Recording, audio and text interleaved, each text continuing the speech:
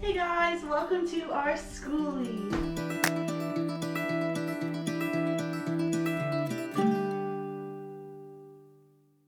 So last week we took out all of our windows and put up sheet metal on one side of the bus, and in this video we want to show you how to do that when we do the second side of our bus. So the first obvious step when doing this is you got to remove the windows. The windows are actually very easy to take out. There are little plates that go between the windows, and there's just this like tar that holds them in, so just pull on them. That's all you gotta do. So from the outside of the bus, there was this yellow plate that covered the sections in between the windows. So we drilled out all the rivets, and then we were able to easily remove that yellow plate. So there was a bunch of this black tar that was holding in the windows. So we went around with an X-Acto knife, which was a super messy job, to take all that tar off. It was a nightmare.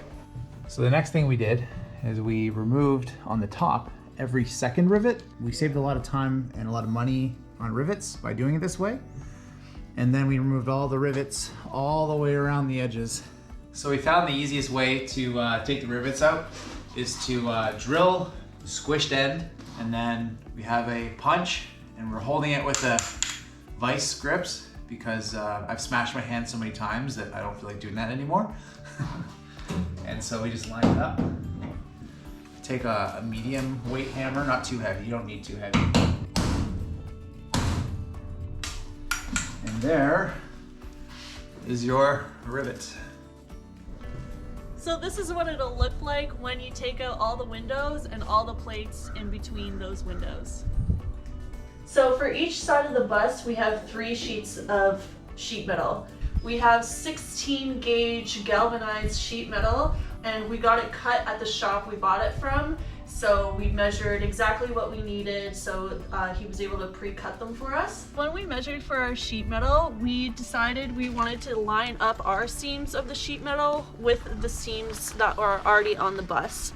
So when we measured, we just measured for an overlap, so we're able to rivet those pieces together nicely, just like they did on the original body of the bus. So when installing the sheet metal, it's a little bit tricky because it's such a tight area where you're shoving it into, but we shove it underneath this lip that's on the bus, and then we shove it in between the bumper bar and the original sheet metal that's in here. So there's 2 pieces of sheet metal that we shove our new sheet metal in between.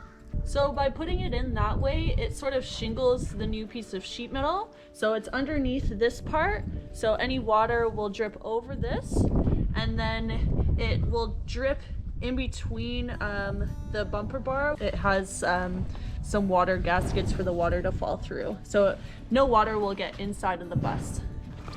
So what's the next step, Cole? Pry it open.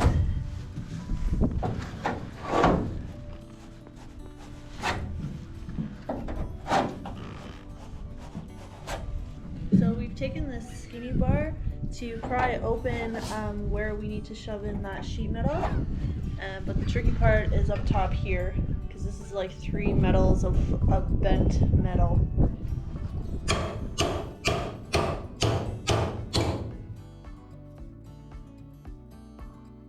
So we're now installing our sheet metal. We have taken our metal and we drop it down into the bumper bar because there's more space for it to slide down, and that allows us to, at the top, clear and then push it in. And then what we're gonna do with a lot of difficulty is push it up until it's past these rivet holes enough at the top. And also, let me grab you, we have it lined up at the back to follow that seam line. So that's what we're using to align it. At the front, it doesn't matter where it lines up to, as long as you can get these rivets in, because it's getting overlapped with another piece of sheet metal. Once we get the sheet metal into the bottom here, the way we found it easiest is to shove up one side and then screw in a hole just so we can use it as a pivot point while we get the other side up. So you can see this side is up, this side is still down. So now we need to hit up this side.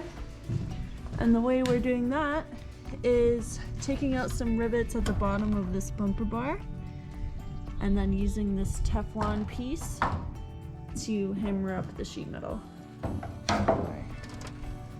Gap, slide it in. I think the easiest way would be to completely take off this bumper bar.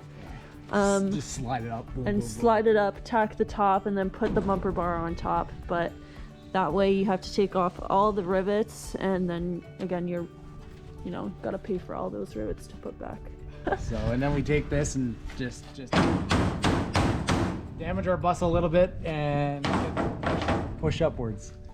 Yeah. And we gotta like hit at the top to clear all the rivets that we didn't take out the top. So we've got all our sheet metal in now. They're just tacked in with some screws. So now we're going around and caulking all of the edges.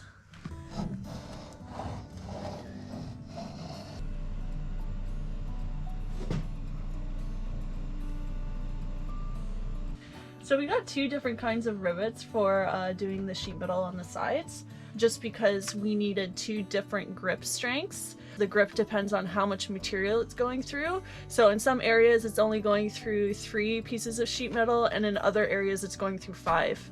So, and if each piece of sheet metal is a 1/16 inch, it makes a huge difference. We got stainless steel rivets, and we also got a large flange because the rivets on the bus are quite big. This one is a 3/16 in diameter, and the grip strength on this one is 3/16 to 1/4 inch. And unfortunately I couldn't find a rivet of the same flange size as the other one. So these ones are quite smaller for the flange size, but I needed something that had a larger grip. So this one again is 3/16 in diameter, and this one has a grip strength up to 1/2 inch. So we got these rivets off of Amazon, and we'll link them below for you guys. And to install the rivets, we have a air rivet gun and a air compressor. We're actually lucky enough to have friends who have this equipment that let us use them. Because we're installing large stainless steel rivets, it's very difficult to do it by hand. It's much better to do it this way if you have access to this kind of equipment. This definitely is much easier because you just 2 pulls and a rivet's installed. So now that we're done caulking on the inside of the sheet metal, she's on the inside right now, and she's drilling out all the hole locations that I can't see. And then what I do is I take a drill, and you can see that's the drill, that's the holes that she put through. So I like to just take a slightly larger bit and just clean it up, get rid of any of the burrs. You don't want anything sticking up in between, because we want the rivet to seat very tight to the metal. Take one of our large flange rivets. We load it up on the rivet gun. Okay, so now we have the rivet set up. Pull the trigger. And then one more. And it breaks. And there's your rivet. Just keep on doing that a million times. So if you've accidentally over drilled some of your rivet holes when you were taking out the old rivets, just get a little washer. If you put it on the back of the rivet, it's able to grab the washer and pull everything really tight. Because if you didn't do that and your hole is over drilled, it's not going to be able to grab that piece of metal because it doesn't mushroom enough to grab it. So just get a washer so that it's able to pull everything nice and tight.